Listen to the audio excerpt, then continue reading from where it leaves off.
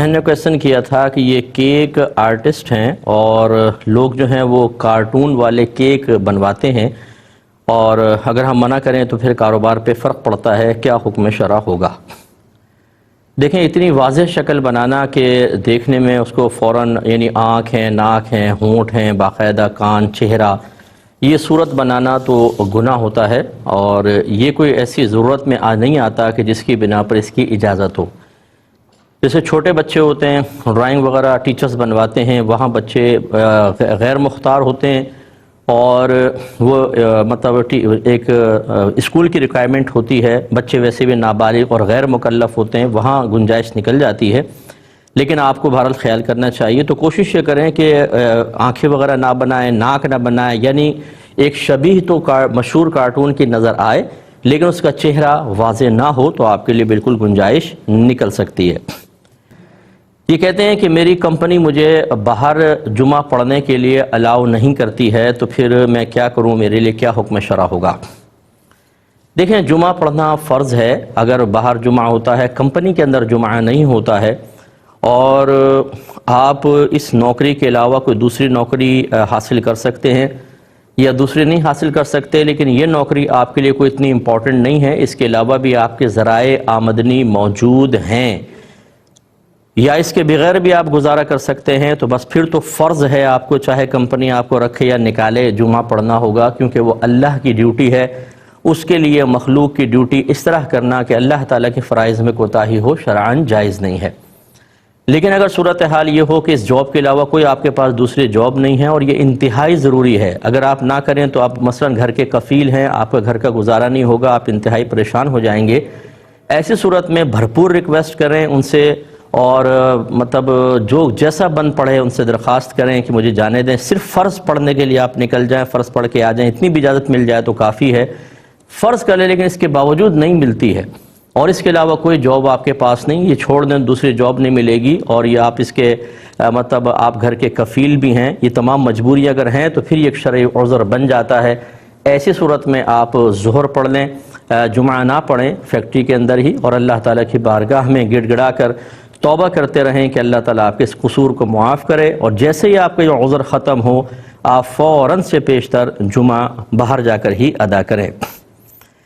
ایک یہ کہتے ہیں کہ کوئی یہ کہتا ہے کہ طلاق دے کر یہ کہتا ہے کہ یہ تو قسمت میں لکھا تھا، میں مجبور محض تھا، اس معاملے میں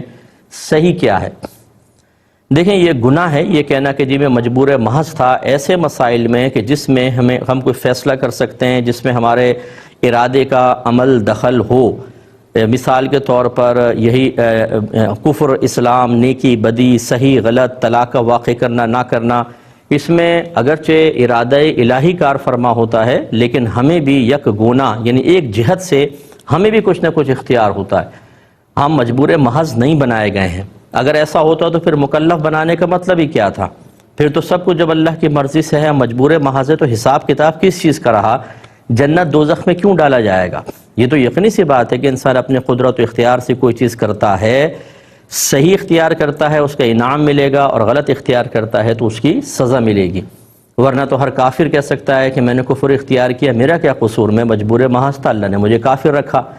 پھر ایک مسلمان کا کیا کمال کہ وہ یہ کہے کہ جی میں بعمل مسلمان ہوں، متقی پرہیزگار ہوں، میں نے جنتیوں والے عمل کیے، اس کا تو کوئی کمال نہیں، وہ تو اللہ کا کمال ہے۔ حالانکہ قرآن عظیم میں اللہ تعالیٰ نے کفار کی جا بجا مذمت فرمائی ہے، اور نیک پرہیزگار متقی مسلمانوں کی حوصلہ افزائی فرمائی ہے، ان کی مدح فرمائی ہے،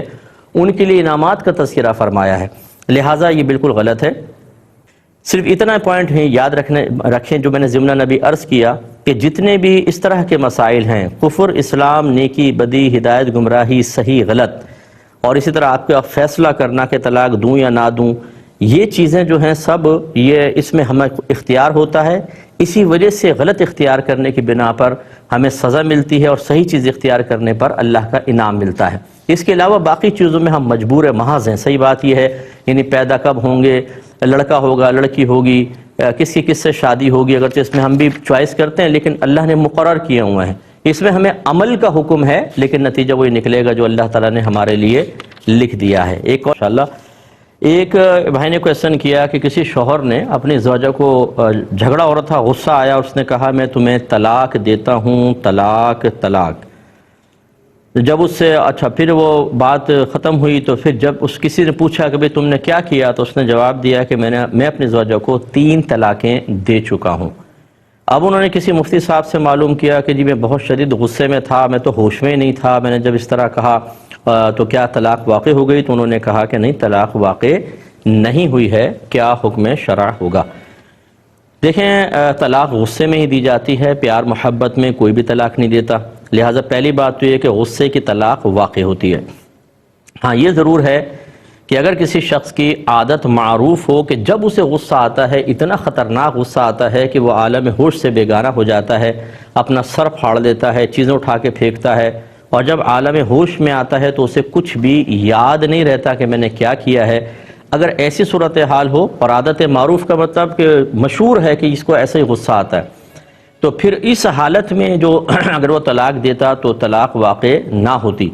لیکن اگر ایسا سخت غصہ نہیں آتا، کبھی کبھار ایسا ہوتا ہے کہ آؤٹ آف کنٹرول انسان ہو گیا، ایسی کیفیت طاری ہوئی، اور پھر اس کیفیت کے بعد میں اس کو یاد بھی ہے کہ میں نے کیا کیا تھا، کیا نہیں کیا تھا، تو بہرحال یہ غصہ طلاق کے وقوع کی راہ میں رکاوٹ نہیں بنے گا۔ موجودہ صورتحال میں یہی ہے کہ اس نے اگر شدید غصے میں طلاق دی، بعد میں جب پوچھا تو کہا میں 3 طلاقیں دے چکا ہوں، اس کا مطلب ہے عالم ہوش سے بیگانہ نہیں تھا، اسے پتہ ہے کہ اس غصے کی حالت میں کیا کر چکا ہوں، لہٰذا یہ تینوں طلاقیں واقع ہو گئیں۔ پہلے میں اگر کوئی عذر تھا بھی، جب اس سے پوچھا کہ 3 طلاقیں دے دی، اس نے کہا ہاں دے دیں، تو تینوں واقع ہو گئیں۔ تھوڑا سا تو اب ایک کویشچن یہ ہم سے کیا تھا کہ جیسے بھی بہن نے کیا تھا کہ اکاؤنٹ میں انہوں نے بچوں کے پیسے رکھے ہوئے ہیں،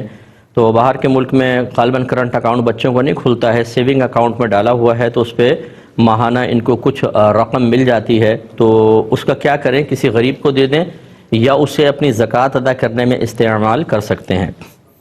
دیکھیں، باہر کے ملک میں اس طرح کے معاملات کے سلسلے میں علماء کی آراء مختلف ہیں۔ بعض علماء وہاں چونکہ وہ دارالحرب اس کو مانتے ہیں، وہاں کے کافر حربی ہیں، تو اس لیے وہ وہاں پر سیونگ اکاؤنٹ پر حاصل شدہ جو پروفٹ ہوتا ہے، جس کو عام طور پہ سود کہا جاتا ہے، لیکن وہ کہتے ہیں کہ ان کفار سے لینا بالکل جائز ہے۔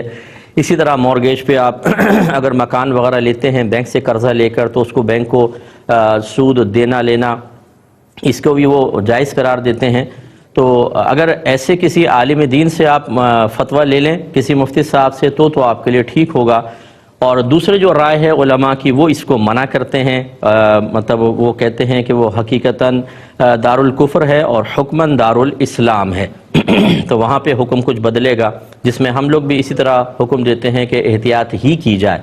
تو پہلی بات تو یہ کہ آپ اپنے لیے علماء متعین کر لیں کہ کس کے مسئلوں پر آپ کو چلنا ہے۔ ایک طرح کے علماء کو آپ قبول کریں گے اور ان کی رائے پر آپ چلیں، یہ نہیں کہ ایک کی رائے آسان لگی تو اس کے لے لی، اس کی رائے آسان لگی تو اس طرف چلے گئے۔ ہمارا مشورہ یہ ہوگا، اگر آپ حنفی بھی ہیں تو اور سامنے مفتیان کرام بھی حنفی ہیں، تو کسی ایک حنفی مفتی کو فالو کریں، تاکہ جو شرعی احکام میں اللہ تبارک و تعالی نے ایک آزمائش کا پہلو رکھا ہے کہ بعض اوقات چیز ہمارے مرضی کے مطابق نہیں ہوتی، لیکن ہم اللہ کی رضا کے لیے اس تکلیف کو برداشت کرتے ہیں، یہ حکمت باطل نہ ہو۔ تو اگر فرض کر لیں کہ آپ ان علماء کو فالو کر رہی ہیں، انہی کو کرتی ہیں جو اس کو جائز کہتے ہیں، تو پھر تو بالکل ٹھیک ہے، وہ آپ کے لیے بالکل طیب حلال ہے، غریب کو دیں، چاہے اس کو اس سے زکوٰۃ ادا کریں، آپ کے لیے بالکل صحیح۔ اور اگر آپ دوسری قسم کے علماء کو فالو کرتی ہیں تو اس صورت میں یہ آپ کا لینا صحیح نہیں ہوگا۔ اب یہ بامر مجبوری کہ اگر آپ کا بن رہا ہے اور بچوں کے لیے اور کوئی اکاؤنٹ کا سسٹم نہیں ہے تو آپ لے لیں اور بغیر ثواب کی نیت کے غریب کو صدقہ کر دیں، لیکن اس کو آپ زکوٰۃ کے لیے استعمال نہیں کر سکتی ہیں، اس میں احتیاط کیجیے گا۔ یہ کہتی ہیں کہ اگر ہم اسی پیسے سے جو بچوں کا رکھا ہوا ہے، بچوں کے نام پر مکان لے لیں، بچے بھی چھوٹے ہیں، تاکہ بعد میں بیچ کر وہ سب کر سکیں، تو کیا یہ ٹھیک ہوگا؟ دیکھیں، ٹھیک تو ہوگا کہ ماں باپ جو ہیں وہ اپنے بچوں کے جو سیونگ ہوتی ہے، اس کا پیسہ ہے، اس کو صحیح جائز جگہ پر انویسٹ کر سکتے ہیں، بشرطے کہ نقصان کا اندیشہ نہ ہو، اور نمبر 2 آگے چل کے جھگڑا نہ ہو۔ اگر آپ مکان لیں گے، کس کے نام لیں گے؟ اگر آپ اپنے نام لیتی ہیں، آپ کے شوہر اپنے نام لیتے ہیں، بچے بڑے ہوں گے، آپ کا انتقال ہو یا شوہر کا، تو بچے آپس میں لڑیں گے، وراثت کا مسئلہ بن جائے گا۔ کس بچے کا کتنا پیسہ وہاں پڑا ہوا ہے، ہونا تو چاہیے کہ وہ مکان جتنا جس کا پیسہ لگے اتنا حصہ ان کے حصے میں آئے، اور یہ مال وراثت بنے گا ہی نہیں، کیونکہ یہ نہ آپ کا ہے نہ آپ کے شوہر کا، لیکن آپ کے نام پر ہونے کی وجہ سے آگے چل کے پرابلم کریٹ ہو سکتی ہے۔ اور اگر کسی بچے کے نام پر لیتے ہیں تو پھر آگے چل کے وہ بھی مسائل، تو اس قسم کے مسائل کو ذرا دیکھ لیجئے کہ کس طریقے سے آپ اس کو حل کریں گے۔ اگر اس کا کوئی واضح اور اچھا حل آپ کے پاس موجود ہو تو پھر بہرحال بچوں کا پیسہ انویسٹ کرنا کہ آگے چل کر ان کو اس کا فائدہ حاصل ہو، کوئی حرج نہیں۔ اس کا ایک بہترین طریقہ یہ ہو سکتا ہے، مشورہ ہم آپ کو دیتے ہیں کہ آپ سب چیزیں مطلب پیسہ انویسٹ کریں، مکان لے لیں، اگر وہ چاہے اپنے نام لیں، اپنے شوہر کے نام لیں، لیکن پورا ایک کسی اچھے مفتی صاحب سے فتویٰ لے کر رکھ دیں۔ بچے جب تھوڑے سے ذی شعور انہیں بتا دیں کہ اس مکان کے سلسلے میں فتویٰ یہ ہے کہ یہ مکان ہمارا نہیں ہے، یہ تمہارا ہے، اس میں ہماری وراثت جاری نہیں ہوگی، کیونکہ ڈاکومنٹیشن کی ریکوائرمنٹ پوری کرنے کے لیے ہم نے اپنا نام ڈالا تھا، ورنہ حقیقتاً یہ تمہارے پیسوں کا ہے۔ اور ہر بچے کا حساب کتاب رکھیں، اگر کسی کے مثال کے طور پر اگر تو برابر ہے، مثلا 4 بچے ہیں اور 25% ہے تو سب کو اتنا ملے گا، لیکن فرض کر لیں ایک بچے کا 50% ہے اور 2 بچوں کے 25% ہے، تو اس مکان کے اندر بھی ایسا ہوگا کہ آدھا حصہ ایک بچے کا اور بقیہ آدھا ان 2 بچوں کو ملیں گے، کم زیادہ نہیں ہو سکتا، جس کا جتنا پیسہ ہے اس کو اتنا ہی ملے گا۔ یہ تمام کا فتویٰ لے کر رکھ دیں تاکہ بچے بڑے ہوگے اس فتوے کے مطابق اس مکان کو آپس میں تقسیم کر سکیں۔ اور پھر اعادہ کر دیتا ہوں، دہرا دیتا ہوں بات کو کہ چاہے آپ اپنے نام سے اس کو رکھیں، لیکن وہ مال وراثت نہیں، وہ آپ کی ملکیت میں نہیں آئے گا، یہ بچوں کا ہی ہے، بچوں کے پاس ہی جائے گا۔ ایک یہ انہوں نے پوچھا کہ ان نابالغ بچوں کے مال پر زکوٰۃ بنے گی کہ نہیں بنے گی؟ دیکھیں بچے،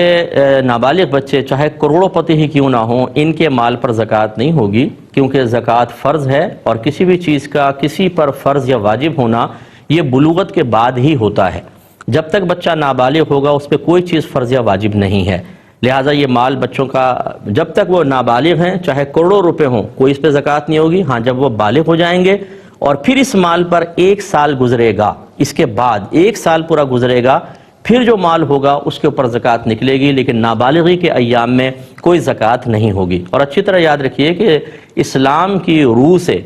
بچی جو ہے یہ 9 سے 15 سال کے درمیان بالغ ہوتی ہے، یعنی 9ویں سال میں فرض کر لیں کہ اس کو حیض آ گیا یا احتلام ہو جاتا ہے، یا بچی کی شادی کر دی اور وہ پیگننٹ ہو جاتی ہے مثال کے طور پہ، تو بالغہ ہوگی۔ 9 سال سے 15 سال کے درمیان جب یہ ہو جائے تو بالغہ، لیکن اگر ایسا کچھ بھی نہ ہو تو 15 سال کے بعد بلوغت کا حکم لگے گا۔ اور لڑکے میں بلوغت کی عمر 12 سے 15 سال کے درمیان ہے، اسے احتلام ہو جائے یا پھر وہ اس کی مثلا شادی کر دی اور اس کی زوجہ پیگننٹ ہو جائے تو یہ علامت ہے اس کی بلوغت کی، لیکن اگر 12 سے 15 سال کے درمیان ایسا کچھ بھی ظاہر نہ ہو تو 15 سال کے بعد لڑکا بھی بالغ ہوگا۔ گویا کہ دونوں کی بلوغت کی انتہائی عمر 15 سال ہے، لیکن ابتدائی عمر مختلف ہے، لڑکی کی 9 سے 15 اور لڑکے کی 12 سے 15۔ یہ اس لیے میں نے وضاحت کر دی، ہو سکتا ہے کہ آپ یہ سمجھیں کہ بچہ 18 ایئرز میں ایڈلٹ ہوتا ہے، یہ آپ کے دنیاوی قانون کے اعتبار سے ضرور ہے، لیکن شرعی اعتبار سے جب بچے 15 سال کے ہو جائیں گے تو اب 15واں سال پورا ہو گیا، اس کے بعد 1 سال گزرے گا تو ان کے مال پر زکوٰۃ بننا شروع ہو جائے گی، یہ ذرا ذہن میں رکھیے گا۔ ایک انہوں نے کہا کہ جب ہم پورا قرآن پڑھ رہے ہوتے ہیں تو کیا جیسے آیت سجدہ آئے سجدہ کرتے جائیں، یا پورا قرآن ختم کر کے 14 سجدے ایک ساتھ کر لیں؟ دیکھیں یہ صورت بھی بالکل جائز ہے کہ آپ پورے 14 مطلب آیات سجدہ 14 پڑھ کر پھر ایک ساتھ 14 سجدے کر لیں، لیکن افضل اور اولا صورت یہ ہے کہ جیسے آیت پڑھیں آپ اس کے بعد سجدہ کر لیا کریں، کیونکہ کیا پتہ کس نے گارنٹی دی ہے کہ اگلی آیت سجدہ آپ پڑھ بھی سکیں گی کہ نہیں، ہو سکتا ہے پہلے موت آ جائے، اس لیے جو چیز آپ پہ واجب ہوتی جا رہی ہے اس کو فوراً سے پیشتر ادا کرتے رہیں، یہ بہت ہی اچھا ہے۔ ایک انہوں نے کہا کہ اس کی نیت کس طرح کریں گے؟ بس آپ دل میں نیت کر لیں کہ میں اس آیت کا سجدہ ادا کر رہا ہوں، یا جو اس آیت کے پڑھنے کی وجہ سے سجدہ مجھ پر واجب ہوا میں اس کو ادا کر رہی ہوں۔ زبان سے کہنے کی کوئی حاجت نہیں ہوتی، دل میں پختہ ارادہ کافی ہے۔ اس میں کوئی ہاتھ وغیرہ نہیں اٹھائیں گے، صرف آپ سیدھی کھڑی ہوں، اللہ اکبر کہہ کے سجدے میں جائیں اور ایک سجدہ بس کرتے ہیں اس کا، تو اس میں تسبیحات پڑھیں، اور اس کے بعد اگر سیدھی کھڑی ہو جائیں تو بہت ہی اچھا ہے، ورنہ اگر سجدہ کر کے آپ بیٹھ جائیں کافی ہے، اس میں سلام وغیرہ نہیں پھیرا جاتا۔ تو آپ کے باقی کویسچنز کا بھی جواب ہو گیا۔ یہ بھائی نے پوچھا کہ ہمارے پاس ایک چادر ہے جس پر چڑیا کی واضح سی تصویر ہے اور ہم اس کو بستر پہ بچھاتے ہیں، کیا یہ شرعاً جائز ہے؟ جی بالکل جائز ہے۔ جانور کی اگر تصویر بستر کی چادر پہ ہو کہ جس پہ آپ بیٹھتے ہیں، جس پہ آپ لیٹتے ہیں، تو یہ مقام ذلت کہلاتا ہے، کوئی مقام تعظیم نہیں ہے۔ ایسے مقام پر تصویر کا ہونا شرعاً درست ہے، اگرچہ نہ ہونا بہتر ہے، لیکن بہرحال اس طرح ہو تو کوئی حرج نہیں ہے۔ سیدہ عائشہ صدیقہ رضی اللہ تعالی عنہا نے نبی کریم صلی اللہ علیہ وسلم کے بیٹھنے کے لیے ایک گدی تیار کی تھی جس پر تصویر تھی، اور میرے آقا صلی اللہ علیہ وسلم نے اس کو استعمال فرمایا، تو اس لیے اس میں کوئی حرج نہیں ہے۔ لیکن اب ہوتا یہ ہے کہ چونکہ لوگوں کو مسائل تو معلوم نہیں ہوتے، لوگ آپ کے گھر پر آئیں گے، آپ کی اس بیڈ شیٹ کو دیکھ کر کہیں گے کہ دیکھو جی انہوں نے گناہ کیا ہوا ہے، حالانکہ آپ گناہگار نہیں ہوں گے، وہ کہنے والے گناہگار ہوں گے، کیونکہ غیر گناہ کو گناہ کہنا گناہ ہوتا ہے،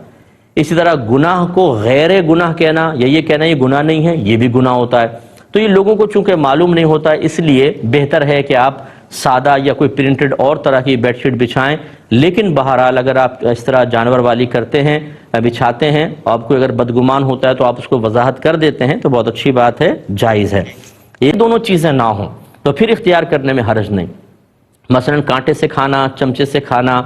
سالگرہ کرنا، یہ ایسی نہ کسی کا مذہبی شعار ہے، نہ یہ ایسی چیزیں ہیں کہ اگر آپ کوئی سالگرہ کر رہا ہو تو آپ کہیں شاید یہ فلاں مذہب سے تعلق رکھتا ہے، فلاں سے کوئی انتقال ذہن نہیں جاتا۔ اسی طرح پینٹ شرٹ پہننا، پہلے یہ مسلمانوں میں رائج نہیں تھا، لیکن اب اتنا زیادہ رائج ہو گیا کہ کوئی اگر مسلمان سامنے سے پینٹ شرٹ پہن کر آ رہا ہو تو کیا اس کو دیکھ کر یہ گمان ہوتا ہے کہ یہ کافر آ رہا ہے؟ نہیں ہوتا۔ یہ مسلمانوں میں بہت زیادہ عام ہو گیا ہے۔ اس کا مطلب ہے کہ یہ چیزیں جو میں نے ابھی گنوائیں،